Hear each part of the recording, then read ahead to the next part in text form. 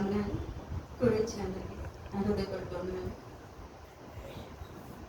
సాక్షి ఏంటంటే, మనం చాలాసార్లు మన దేవుడికి ప్రార్థన చేస్తాం కదా. రకరకాల ప్రార్థనలు, మనకి భయం వేసినప్పుడు ప్రార్థన చేస్తాం, ఏమీ అర్థం కాని అయోమయ స్థితిలో ఉన్నప్పుడు ప్రార్థనలు చేస్తాం, ఎవరైనా అవమానించినప్పుడు అవి గుర్తొచ్చినప్పుడు ప్రార్థన చేస్తాం. మనం ఎన్నిసార్లు ప్రార్థన చేసిన జవాబు రానప్పుడు కూడా మనం చాలాసార్లు ప్రార్థన చేస్తుంటాం, రకరకాల ప్రార్థనలు. ఒక్కొక్కసారి కొంతమంది రోజు మొత్తంలో ఒకటేసారి చేస్తారు. అలా మనకున్న సమస్యలను బట్టి, పరిస్థితులు బట్టి రకరకాలుగా ప్రార్థనలు చేస్తూ ఉంటారు. అయితే ఎంత ప్రార్థించినా కూడా కొన్నిసార్లు జవాబు రాదు. అయితే నిరుత్సాహపడాల్సిన పని లేదు.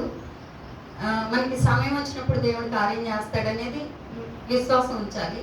దానికి ఎగ్జాంపుల్ ఏంటంటే, మా మా పెద్దమ్మ వాళ్ళ కొడుకు, మా అన్నయ్య అనమాట, వాళ్ళు విగ్రహారాధకులు. అయితే మా అన్నయ్య మున్సిపాలిటీ బిల్ కలెక్టరు. అయితే ఆయన అసలు ఏం బ్యాడ్ హ్యాబిట్స్ ఏమీ లేవు. ఇద్దరు పిల్లలు పుట్టిన తర్వాత ఒక 5-7 ఇయర్స్ పిల్లలప్పుడు బాగా తాగుడికి బానిస అయిపోయాడు. చిన్నగా స్టార్ట్ చేసి ఎలా అంటే, ఆయన ఎక్కడ పడిపోతే అక్కడ రిక్షాలో తీసుకొచ్చి ఇంటికి తీసుకొచ్చేవాళ్ళు. అందరు ఎవరు చాలా అంటే సంవత్సరాలు అనమాట, పిల్లలు మ్యారేజ్ వయసుకి వచ్చేంత వరకు కూడా ఆయన అంత ఘనంగా తాగాడు. ఎప్పుడు 5-7 ఇయర్స్ అప్పటి నుంచి పిల్లలు మ్యారేజ్ వయసు వచ్చేంత వరకు కూడా అలానే ఉన్నాడు. అయితే ఎవరైనా సరే ఫ్రెండ్స్, వాళ్ళకి ఊర్లో మంచి పేరు ఉండేది, అందరూ జాలిపడి తీసుకొచ్చి పెట్టేవాళ్ళు. మా పెద్దమ్మ వెళ్ళిపోయి, అయ్యా మనకి శాలరీ ఇస్తున్నారు మీరు, అవన్నీ మా ఇంటికి కూడా రావట్లేదు, మా ఇంట్లో పోషణ కష్టమైపోతుంది, మా కోడలికి ఇస్తే మేము ఇల్లు చూసుకుంటాము అని చెప్పేసి అంత సిగ్గుపడుతూ కూడా వెళ్ళి అడిగింది అనమాట. పిల్లలు మరి పస్తులు ఉంటున్నారు, తాగడానికి అన్ని ఖర్చు పెట్టేస్తున్నాడని. అయితే వాళ్ళు అలాగే చేస్తారు. పెళ్లి వయసు వచ్చింది. తర్వాత మా పెద్దమ్మ ఏం చేసిందంటే, ఎన్ని దేవుళ్ళకి మొక్కినా కూడా మా అన్నయ్య మారట్లేదు. ఎంత మంచివాడు అంటే సడన్ గా మారిపోయాడు, సాతాను పెట్టినట్టు. మారిపోయేసరికి ఇంక వాళ్ళు అసలు వాళ్ళ ఇంట్లో ఒక్క సంతోషం లేదు, ఒక్క బంధువులు రావడం పోవడం, అందరూ అసహించుకుంటున్నారు వాళ్ళని. అసహించుకుంటుంటే మా పెద్దమ్మ ఎవ్వరికి తెలియకుండా బైబిల్ పట్టుకొని చర్చికి వెళ్ళింది. అది మాకు ఊర్లో ఎలా ఉంటుందంటే, గూడెం ఉంటుంది సపరేట్గా. ఆ గూడెంలోకి వెళ్ళిపోవాలన్నమాట. అంటే ఒక బోర్డర్ దాటి వెళ్ళినట్టే చర్చికి వెళ్ళాలంటే. అంత కండిషన్గా ఉంటుంది. అది గ్రామాలు కదా, కండిషన్గా ఉంటుంది అనమాట. పెద్దమ్మ చీర చాటున బైబిల్ పెట్టుకొని, నా దేవుడు ఏసన్నా మారుస్తాడేమో, ఎస్ప్రేమన్నా మారుస్తాడేమో అని ఏడ్చుకుంటూ బైబిల్ చేతిలో పట్టుకుని వెళ్ళి కొన్ని నెలల పాటు వెళ్తే, మా పెద్దమ్మని గమనించిన వాళ్ళు, మా పెద్దమ్మలు ఇంకో పెద్దమ్మలు వాళ్ళు వీళ్ళు హ్యాండల్ చేశారు. అటు వెళ్తుంది, గూడెంలోకి వెళ్తుంది అని చెప్పేసి నవ్వుకుంటూ ఎగతాళి చేశారు. పెద్దమ్మ అయినా సరే కొన్ని రోజులు వెళ్ళింది. కొన్ని రోజులు వెళ్ళిన తర్వాత ఇంకా మానేసి, విగ్రహార్థులు కదా అందరేమో, వీళ్ళు ఎలా ఉండేసరికి ఆ మొక్కకు సపరేట్ అయిపోయేసరికి ఎటు వెళ్ళినా జవాబు రావట్లేదు, నా కొడుకు మారట్లేదు అని చెప్పేసి మానేసింది. ఇంకా మళ్ళీ చర్చికి వెళ్తాం మానేసి మళ్ళీ విగ్రహార్థుల్లోకే వచ్చింది. అయితే అన్నయ్య కరెక్ట్గా ఎప్పుడు పిల్లలు పెళ్లిళ్ళ వయసుకు వచ్చినప్పటికీ ఆ అమ్మాయికి అసలు వీళ్ళకు ఉన్నదానికంటే స్థితి కంటే, వీళ్ళకి 10 ఎకరాల పొలం ఉంది, అన్ని ఇళ్ళు అన్ని బాగానే ఉన్నాయి. అన్నయ్య కూడా బిల్ కలెక్టర్, మంచి శాలరీ, 1,00,000 శాలరీ వస్తుంది, గవర్నమెంట్ జాబ్. అయినా సరే వాళ్ళకంటే వీళ్ళకి అసలు వీళ్ళ అర్హతకు మించిన జాబ్ అమ్మాయికి అది సంబంధం వచ్చి మ్యారేజ్ చేశారు. పిల్లోడికి సాఫ్ట్వేర్ జాబ్ వచ్చింది. చదివైపోగానే వాళ్ళ ఫ్యామిలీ మాని అసలు ఎంత సడన్ గా అయితే వ్యసనపరుడు అయ్యాడో అంత సడన్ గా మారిపోయి వాళ్ళ ఇల్లు ఇప్పుడు అసలు చూడడానికి కళ్ళ పండగగా ఉంటుంది అనమాట వాళ్ళ ఇల్లు. అయితే మరి ఎన్ని సంవత్సరాలు పెద్దమ్మ వెళ్ళింది, కొన్ని నెలల పాటు ఇల్లు ఉండొచ్చు చర్చికి. ఏమన్నట్టయినా దేవుడు, నువ్వు చేసిన ప్రార్థన ఎప్పుడు వ్యర్థం కాలేదు, నీకు అన్నిళ్ళు నా కళ్ళలో దాచి ఉంచను అన్నాడు. పెద్దమ్మ రోజు ఎంత రోదన పడి ఏడ్చి దుఃఖపడి కొడుకలా అయిపోతే ఏ తల్లికైనా ఎలా ఉంటుంది బాధ, అది మనం వర్ణించలేము కదా బాధ అనేది.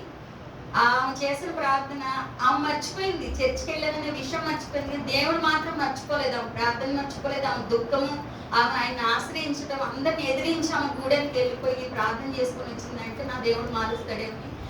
ఇప్పుడు ఆ కుటుంబం వాళ్ళు అయ్యేసరికి అసలు ఆ దేవుడు చేసిన కారణం, నేనైతే పెద్దమ్మ ఇప్పుడు అన్నయ్య మారిపోయాడు, ఇదంతా ఇలా ఉంది, నువ్వు చేసిన ప్రార్థనలే కదా పెద్దమ్మ అంటే, అవునమ్మా మరి అన్నయ్యతో ఏమన్నమా, వాళ్ళకి తెలియకుండా వెళ్ళేదాన్ని, వాళ్ళు ఒప్పుకోరు అని చెప్పేసి అంటుంది. దేవుడు ఎప్పుడైనా సరే మనం ప్రార్థన చేసింది మనకు జవాబులు రాకపోయినా కొన్ని సంవత్సరాలైనా సరే అది ఖచ్చితంగా నెరవేరింది. అది నా విశ్వాసం. ఎందుకంటే నేను అనుభవం ద్వారా తెలుసుకున్నది. నాకు కూడా కొన్ని వాటికి చాలాసార్లు జవాబులు రావు. పాపాలు మనకి దేవుడికి అడ్డుగా ఉన్నాయి, అందుకే అవి తొలగించుకున్నప్పుడే పోతాయంటే నేనంటాను, మరి దేవుడు నా రక్తంతో, ఆయన రక్తంతో నన్ను కడిగాడు కదా, ఇప్పుడు నేను పాపం ఎలాగ అవుతాను అని నన్ను నేను ప్రశ్నించుకొని మళ్ళీ దేవుడు ప్రార్థనలో కూడా అడుగుతాను, ప్రభా నువ్వు రక్తంతో నన్ను కడిగి నన్ను పవిత్రపరిచావు కదా నువ్వు, మరి నేను ఇంకా పాపని ఎలా అవుతాను, మరి నీకు నాకు మధ్య పాపాలు ఎందుకు అడ్డుగా ఉన్నాయి అని చెప్పేసి దేవుణ్ణి కూడా నేను ప్రశ్నించి మళ్ళీ నేను ఇలా అడిగానేమో క్షమించు ప్రభు, నా జ్ఞానాన్ని నేర్పించు, ప్రార్థించడం నేర్పించు. మళ్ళీ దేవుణ్ణి నేను అంటే సంభాషణ, దేవుడికి నాకు మధ్య సంభాషణ అయితే అలా జరిగింది. దానికి ఇంకొకటి ఎగ్జాంపుల్ ఏంటంటే, నేను ఎప్పుడో కోవిడ్కి ముందు ఒక 10 years బ్యాక్ ఒక చిన్న పాలసీ చేశాను, ఒక 1,00,000 పాలసీ చేశాను, 50,000 1,00,000 పాలసీ ఒకటి చేశాను. ఇది ఎందుకు చెప్తున్నానంటే, మనం దేవుడు ప్రార్థన చేసి మనం మర్చిపోయినా సరే దానికి రెట్టింపు బెనిఫిట్తో ఏదో ఒక రోజు అదే తగిన సమయం వచ్చినప్పుడు ఖచ్చితంగా దేవుడు ఆశీర్వదిస్తాడు. మనం మర్చిపోతాం కానీ ఆయన మర్చిపోడు. దానికి ఏంటంటే, నేను పాలసీ చేసి కోవిడ్ వచ్చినప్పుడు చేయలేకపోయింది, మాకు బిజినెస్ బాగా భయంకరంగా లాస్ వచ్చింది. అప్పుడు కట్టగలిగే స్తోమత కట్టుకున్నాను, తర్వాత కట్టలేకపోయాను. నేను ఒక్క సంవత్సరమే కట్టానని నేను అనుకొని మర్చిపోయాను. తర్వాత వాళ్ళకి కోవిడ్లో ఇంకా నేను కట్టలేదు సార్, నాకు ఆ మనీ రిటర్న్ చేస్తారా అని కస్టమర్ కేర్ కాల్ చేసి మాట్లాడితే వాళ్ళు చెప్పారు కదా, మీరు లేదంటే మీరు మొత్తం కంప్లీట్ చేస్తేనే వస్తుంది మేడం, లేదంటే రిటర్న్ ఏం రావు అని అన్నారు.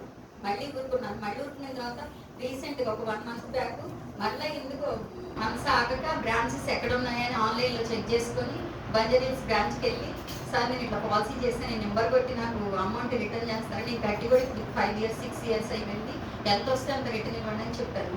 1 lakh 1.5 lakh కట్టాను కదా, 1.5 lakh రిటర్న్ ఇవ్వండి అంటే వాళ్ళు అన్నారు 80% వస్తుంది, సరే పాలసీ నెంబర్ ఇవ్వండి డీటెయిల్స్ చెక్ చేస్తానని చెప్తే అప్పటికి నేను 3 years కట్టాను. నాకు తెలియదు ఆ విషయం, మర్చిపోయాను. నేను 3 years ఒకటి 50ది 1 lakh మొత్తం 4.5 lakh 4,50,000 పెట్టాను నేను. ఆ విషయం నాకు అక్కడే తెలిసింది.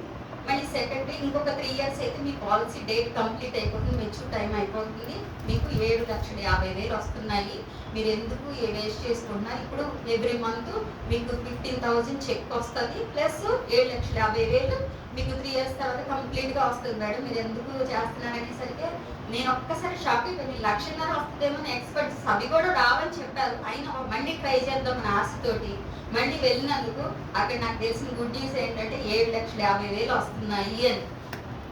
మనము దేవుడు ప్రార్థన కూడా అటువంటిది, ఊహించలేము. నాకు ఆ రోజు ఆ క్షణం ఎంత సంతోషం అనిపించిందంటే, దేవుడి ప్రార్థన కూడా మనం ఆ డబ్బుని ఎలా డిపాజిట్ చేసుకున్నామో ఆ రోజు ఆ సంతోషాన్ని ఇన్ని సంవత్సరాల క్రితం మళ్ళీ ఎలా కలగజేస్తాడో ఊహించలేదు. దేవుడి ప్రార్థన కూడా వ్యర్థం కాలేదనేది నా విశ్వాసం. అటువంటి చాలా ఎదుర్కొన్నాను, అనుభవించాను దేవుడు చేసిన కార్యాలు. కాబట్టి దేవుడు అన్యాయస్తుడు కాదు, మనకి ఎప్పటికైనా న్యాయం చేస్తాడు. మనం మర్చిపోతాం కానీ మన చాటును చెప్పుకునే మాటలు అవమానించే, దూషిస్తారు, హేళన చేస్తారు, ఎగతాళి చేస్తారు, చాలా ఎదురు దెబ్బలు తింటాం. కానీ ప్రతి ఒక్కటి దేవుడు గమనిస్తాను కదా. అని ఉన్నకడు నిద్రపోడు. మనం చీకట్ల రాత్రులలో అని మాట్లాడుకుంటారేమో కానీ గదుల్లో చెవులలో మాట్లాడుకునే మిద్దెల మీద చాటింపు వేస్తారని దేవుడు వాక్యం. ఖచ్చితంగా దేవుడు వాళ్ళందరి ముందు మనం తలెత్తుకునే గొప్ప కార్యాలు చేస్తాడని మీకు 2 examples టైం వేస్ట్ చేసి చెప్పాను, దయచేసి క్షమించండి. అలాగే మనం ఇప్పుడు నేను చెప్పిన వాటిని బట్టి అలా దేవుడు ఆశీర్వాదాలు కూడా అలా ఉంటాయి అనేది నా విశ్వాసం. ఇచ్చిన సాక్ష్యం దేవుడు ఇచ్చింది.